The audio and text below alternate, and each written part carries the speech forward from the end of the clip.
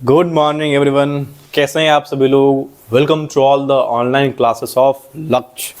आज हम लोग थर्ड सेमेस्टर इलेक्ट्रॉनिक्स का एक नया सब्जेक्ट स्टार्ट कर रहे हैं जिसका नाम है electronics measurement and instrumentation.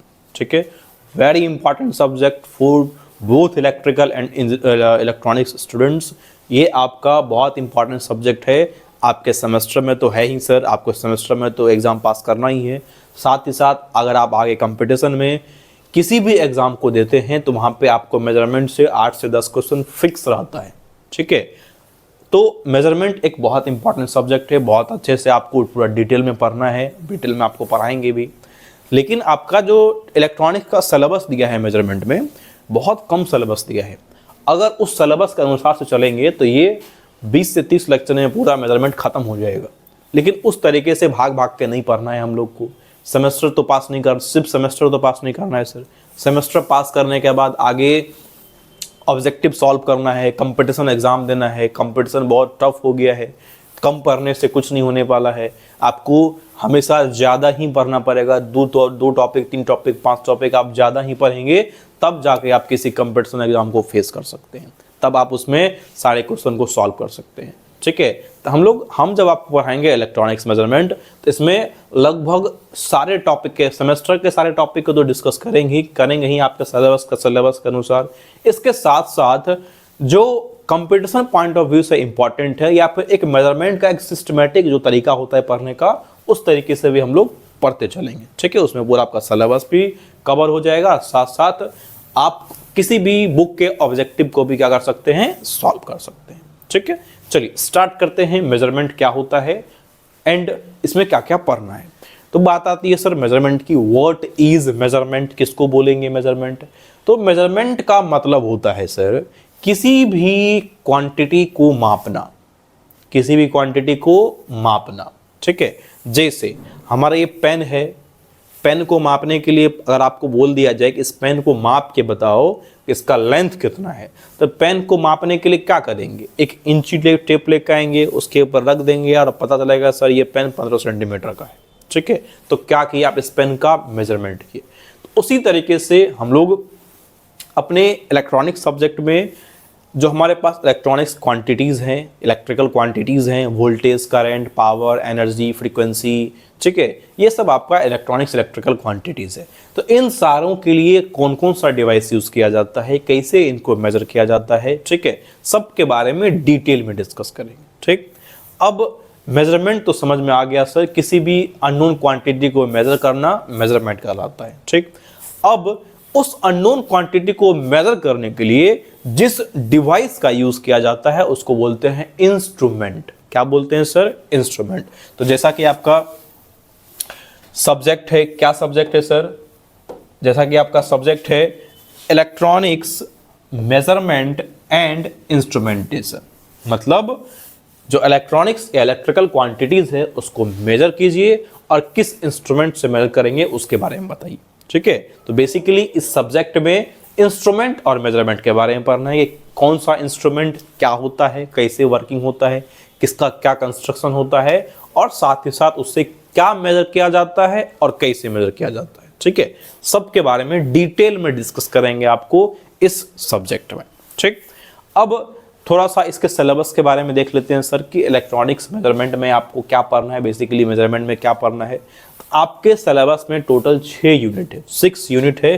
6 unit को आपके सिलेबस को 6 यूनिट में डिवाइड किया है। तो एक एक करके हम लोग अपने सारे यूनिट को डिस्कस करते हैं कि किस यूनिट में क्या पढ़ना है। तो आपका जो फर्स्ट यूनिट है, first unit is basics of measurement.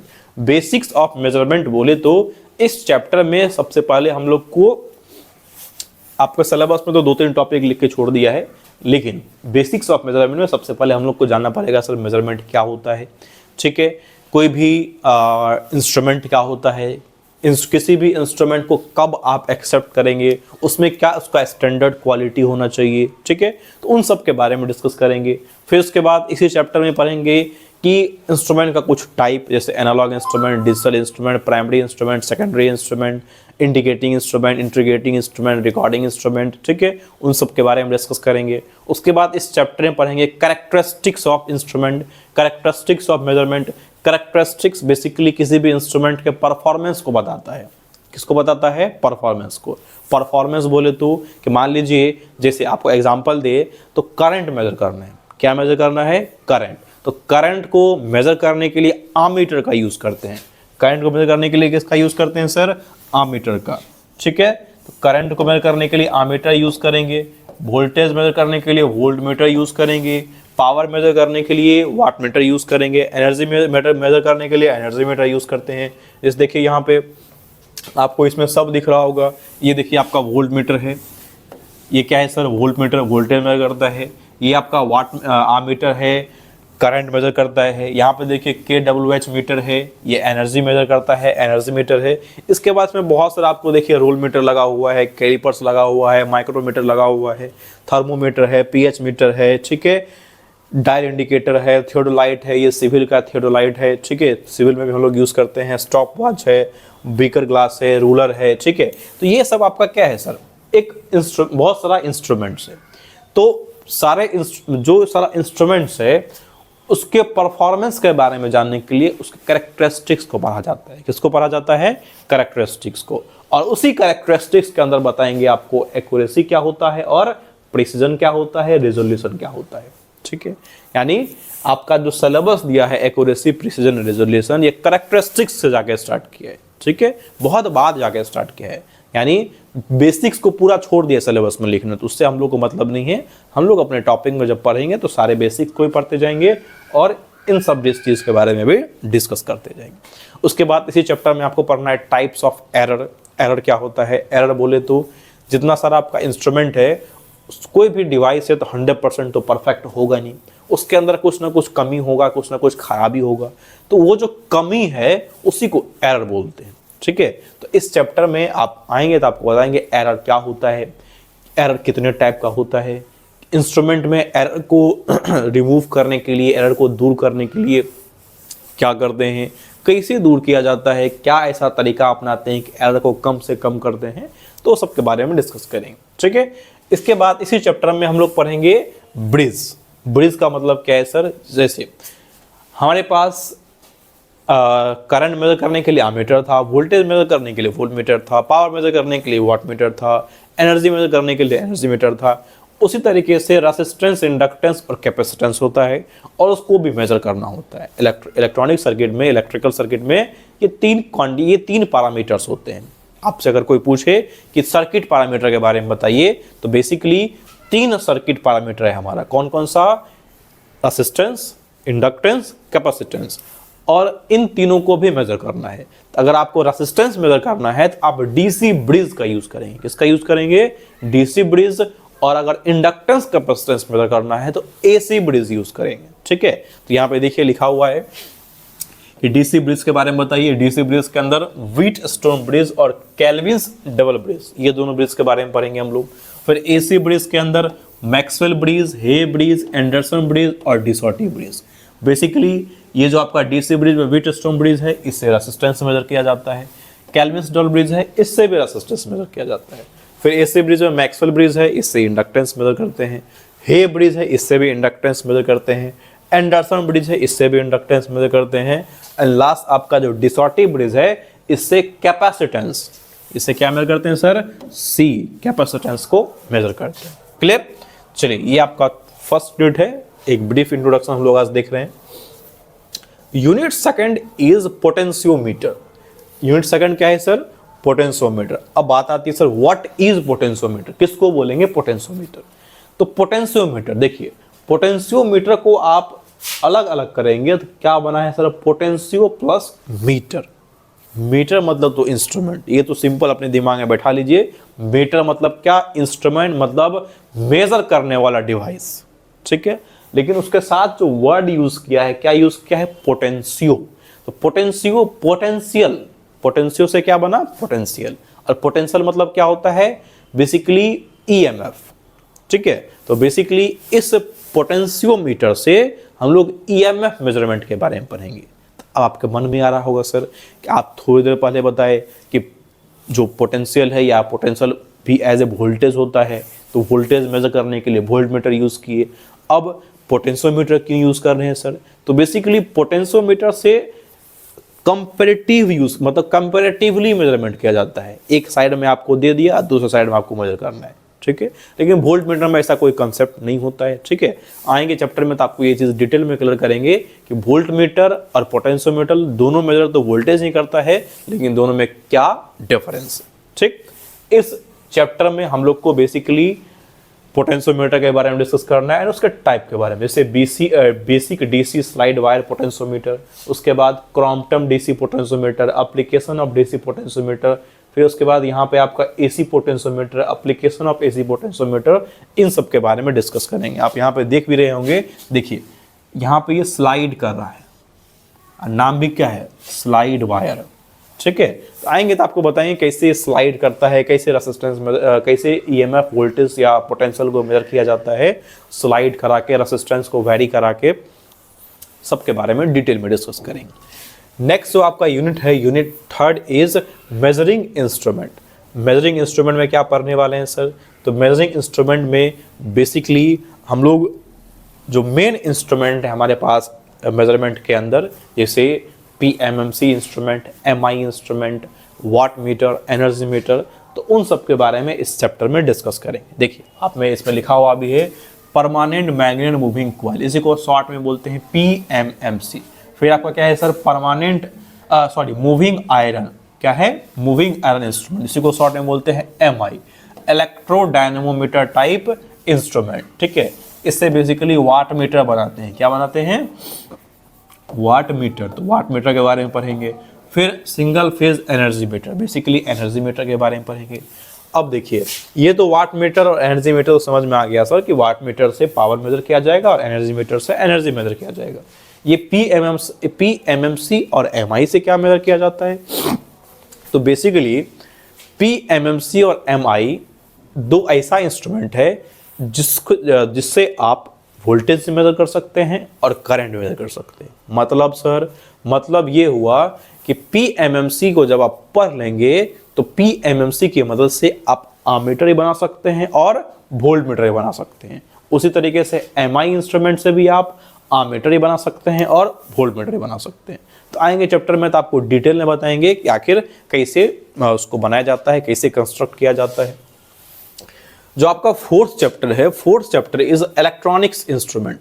Fourth chapter क्या है sir, electronics instrument. Electronics instrument के अंदर आपको लगभग 4-5 टाइप का मीटर के बारे में पढ़ना है, जैसे electronics volt meter, digital volt meter, electronics multimeter, Q meter and vector impedance meter. आपका टोटल 5 मीटर है। 5 मीटर के बारे में पढ़ेंगे। जैसे आपको ब्रीफ में इंट्रोडक्शन दे तो इलेक्ट्रॉनिक्स वोल्ट मीटर, तो अभी जो हम लोग PMMC से बारे में आपको बताए कि PMMC की मदद से हम लोग वोल्ट मीटर और आमीटर दोनों बनाते हैं, तो उसका वर्किंग प्रिंसिपल और कंस्ट्रक्शन और इलेक्ट्रॉनिक्स वोल्ट मीटर का वर्किंग प्रिंसिपल और कंस्ट्रक्शन बहुत अलग अलग है। आएंगे चैप्टर में तो डिस्कस करेंगे। फिर डिजिटल वोल्ट मीटर, तो यहाँ पे डिजिटल डिस्प्ले होगा। फिर इलेक्ट्रॉनिक्स मल्टीमीटर, तो यहाँ पे मल्टीमीटर, और आपको पता है मल्टीमीटर एक ऐसा इंस्ट्रूमेंट है जिसकी मदद से आप बहुत सारे क्वांटिटीज़ को मेजर कर सकते हैं। Voltage, current, power, energy, frequency, एक ही मीटर से सब मेजर हो जाता है। उसको क्या बोलते हैं, मल्टीमीटर, ठीक है। उसके क्यू मीटर से आप क्वालिटी फैक्टर मेजर करते हैं। आपको नेटवर्क में बताया जाएगा, नेटवर्क थ्योरी में बताया जाएगा क्वालिटी फैक्टर क्या होता है। ऐसे जब हम आएंगे उस टॉपिक पे, वहाँ पे हम भी आपको बताएंगे क्वालिटी फैक्टर क्या होता है। तो क्यू मीटर के बारे में डिस्कस करेंगे। फिर वेक्टर इम्पीडेंस मीटर के बारे में पढ़ेंगे, ठीक है। इसके अंदर लगभग बहुत सारा मीटर्स है, तो लगभग सब मीटर इसमें दिख रहा होगा। जैसे आपको दिखाएं तो देखिए ये आपका डिजिटल मल्टीमीटर है, ठीक है। बहुत सारा इंस्ट्रूमेंट इसके अंदर है। जो आपका फिफ्थ चैप्टर है, fifth chapter is oscilloscope. Fifth chapter क्या है सर, ओसिलोस्कोप। बेसिकली ये CRO है। क्या है ये, CRO को का फुल फॉर्म होता है कैथोड रे ओसिलोस्कोप। क्या होता है sir, cathode ray oscilloscope. Basically आप जो पुराना टीवी आता था, डब्बा वाला टीवी, उसके अंदर CRO होता था। अभी कहाँ पे देखेगा सर, अभी आप देख सकते हैं जैसे ECG जो मशीन होता है, इलेक्ट्रोकार्डियोग्राम, उसमें हार्ट बीट चेक किया जाता है। उसमें आप देखते होंगे कुछ इस तरीके से जा रहा है, कोई बढ़ गया, कभी कम हो गया, तो वो क्या है, ECG मशीन है वो। या आप सिंपल ये कह सकते हैं कि सर ग्राफ को ऑब्जर्व करने के लिए हर टाइम पे मान लीजिए टाइम के एक इंटरवल के लिए ग्राफ को ऑब्जर्व करने के लिए हम लोग जिस डिवाइस का यूज़ करते हैं उसको बोलते हैं CRO, कैथोड रे ऑसिलोस्कोप। ठीक है। अब इलेक्ट्रिकल या इलेक्ट्रॉनिक्स में क्या यूज़ है सर? तो बेसिकली इससे हमारे घर में AC wave form, AC current आता है, अल्टरनेटिंग करंट आता है, और आपको पता है कि AC जो है साइनसॉइडल फॉर्म में होता है। किस फॉर्म में होता है? साइन वेव के फॉर्म में होता है। तो अब उस साइन वेव को मान लीजिए आपको ऑब्जर्व करना है कि उसका क्या टाइम पीरियड है, क्या फ्रीक्वेंसी है, कब बहुत ज़्यादा हो रहा है, कब कम हो रहा है, कब ज़्यादा वेलोसिटी जा रहा है, कब कम वेलोसिटी जा रहा है, उसको ऑब्जर्व करना है, आपको पता करना है घर में। तो उसके लिए क्या करेंगे? CRO लेके आएंगे और उस CRO की मदद से आप पता कर सकते हैं। आप देखिए ये CRO डिवाइस है और आपको यहाँ पे दिख रहा होगा कि CRO के ऊपर एक डिस्प्ले है और यहाँ पे शो हो रहा है। तो बेसिकली CRO की मदद से ग्राफ को, इलेक्ट्रिकल या इलेक्ट्रॉनिक्स में किसको ऑब्जर्व करते हैं? ग्राफ को, कि ग्राफ कैसा बन रहा है, उसका क्या प्रॉपर्टीज है, कैसा परफॉर्मेंस है, सबके बारे में देखा जाता है उसमें। तो बेसिकली CRO के बारे में आपको पढ़ाएंगे। And the last chapter is transducer. Last chapter क्या है सर? ट्रांसड्यूसर। इस ट्रांसड्यूसर के अंदर क्या पढ़ेंगे? बेसिकली ट्रांसड्यूसर क्या होता है सर? तो ट्रांसड्यूसर बेसिकली एक ऐसा इलेक्ट्रॉनिक्स इंस्ट्रूमेंट है जिसकी मदद से नॉन इलेक्ट्रिकल क्वांटिटी को इलेक्ट्रिकल क्वांटिटी में कन्वर्ट किया जाता है। क्या बोले?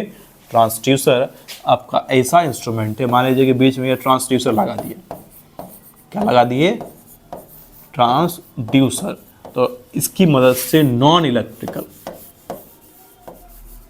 इलेक्ट्रिकल क्वांटिटी को इलेक्ट्रिकल क्वांटिटी में, किसमें? इलेक्ट्रिकल में। जैसे मान लीजिए आपका नॉन इलेक्ट्रिकल क्वांटिटी हो गया डिस्टेंस।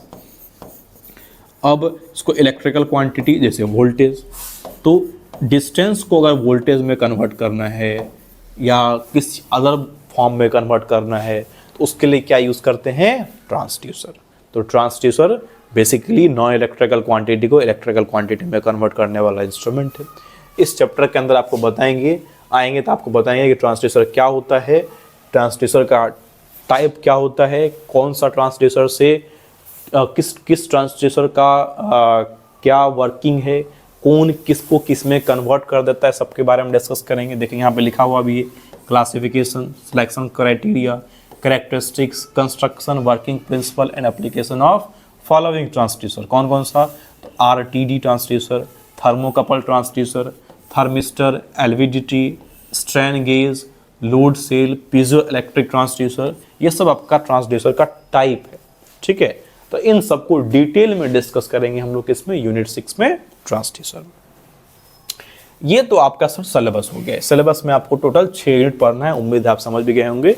ये आपका ट्रांसड्यूसर है, कुछ इस तरीके का दिखता है। बुक्स कौन सा लेना है सर? देखिए इसमें तो बुक तो बहुत सारी आती है, लेकिन आपको हम जो बुक रिकमेंड कर रहे हैं वो बुक है A.K. सोनी का। देखिए ये वाला book A.K. Soni, Dharmpat Rai and sons publication का आता है। ये वाला बुक आप मेजरमेंट का ले सकते हैं। इसमें आपको टोटल सिलेबस सब कुछ मिल जाएगा। ठीक है। तो आप ये वाला बुक ले लीजिए, बुक ले ही लीजिए, बुक लेना मस्ट है। बुक आपको अभी भी काम देगा, बाद में कंपटीशन में भी काम देगा। ठीक है। अगर आप बीटेक करते हैं बाद में तो वहाँ पे भी काम देगा। हर जगह बुक काम देने वाला है, तो बुक आप ले सकते हैं। ठीक। तो उम्मीद है कि आपको इंट्रोडक्शन लेक्चर समझ में आ गया होगा। मिलते हैं नेक्स्ट लेक्चर में अपने फर्स्ट यूनिट के साथ में। तब तक के लिए thank you very much. Have a nice day.